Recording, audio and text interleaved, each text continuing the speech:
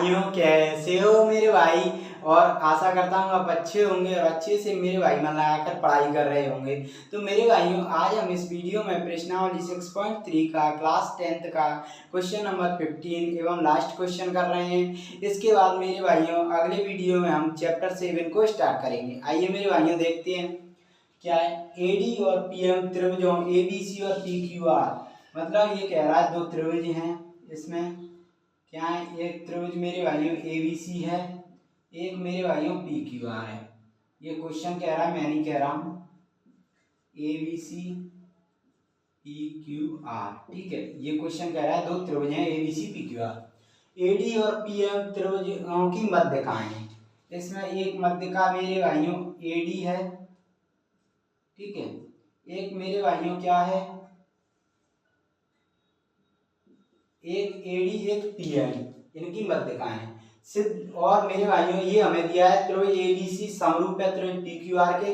हमें सिद्ध करना है एबी अपॉन पीक्यू और equal to AD upon DM, ठीक है, पीएम सॉरी।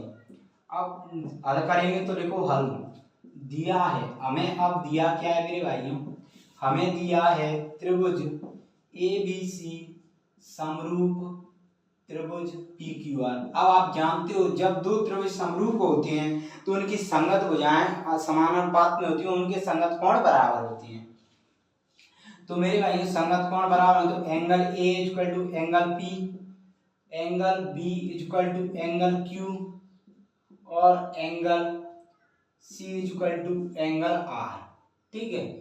अब मेरे भाइयों संगत भुजाएं समानुपात में होंगी, ठीक है, तो क्या होगा A B upon P Q, okay, ठीक है, A B upon P Q होगा, A C upon P R होगा और B C upon Q R होगा, ओके।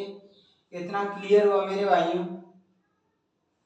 ये क्या है, हमें दिया है और हमें और कुछ भी दिया है। ये मध्यका दी हो तो आप जानते हो मध्यका होती है जो अपने सामने वाली भुजा को दो बराबर भागों में बांटती है।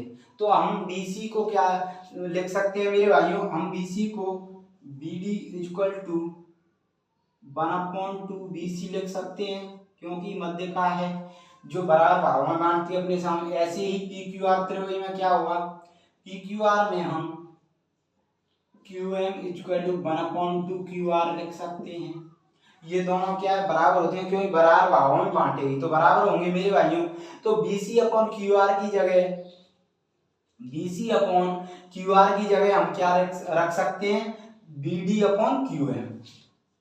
और मेरे भाइयों AB upon PQ equal to, हमें जरूरत इसकी पड़ेगी नहीं तो इसे हम हटा देते हैं, ठीक है। तो BC अपॉन QR की जगह BD अपॉन QM। इतना क्लियर हुआ मेरे भाइयों आपको, ठीक है। अब हम मेरे भाइयों इसे निकालने के लिए हम इन दोनों त्रिभुजों को पहले समरूप करेंगे, ABD त्रिभुज और PQM। तो मेरे भाइयों आइए हम लेते हैं अब यहाँ पर, ठीक है, अब इधर आया, अब यहाँ पर लेते हैं त्रिभुज ABD तथा त्रिभुज PQM में क्या होगा मेरे भाइयों, इसमें लोगे मेरे भाइयों तो क्या है, पहला देखो ABD और PQM में लोगे तो क्या है, ये भुजाएं क्या है समानुपात में है, AB upon PQ equal to BD upon QM। तो लिख दो AB upon PQ equal to BD upon QM। ये समान अनुपात में हमें दिया है, समान अनुपात, ठीक है। इतना क्लियर हुआ। हमें क्या करना है, इन दोनों त्रिभुजों को ABD और PQM को समरूप करना है पहले।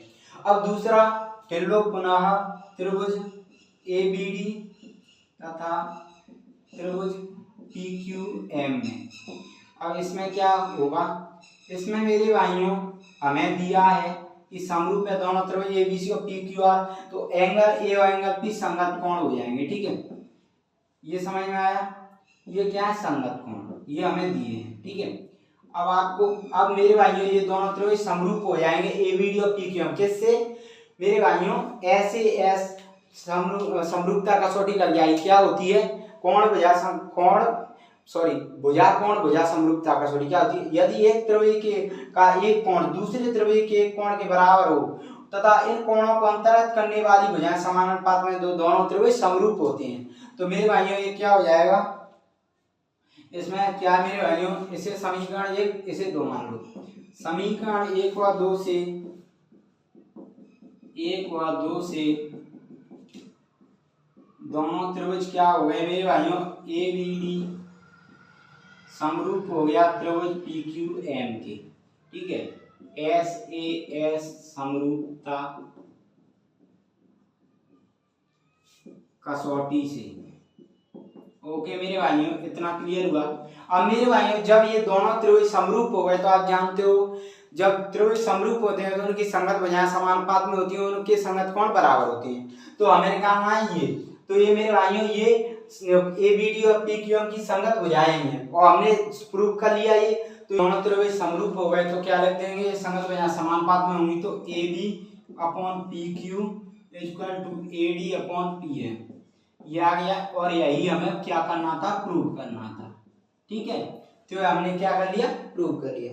तो मेरे भाइयों आशा करता हूँ ये क्वेश्चन आपको अच्छे से समझ में आया होगा।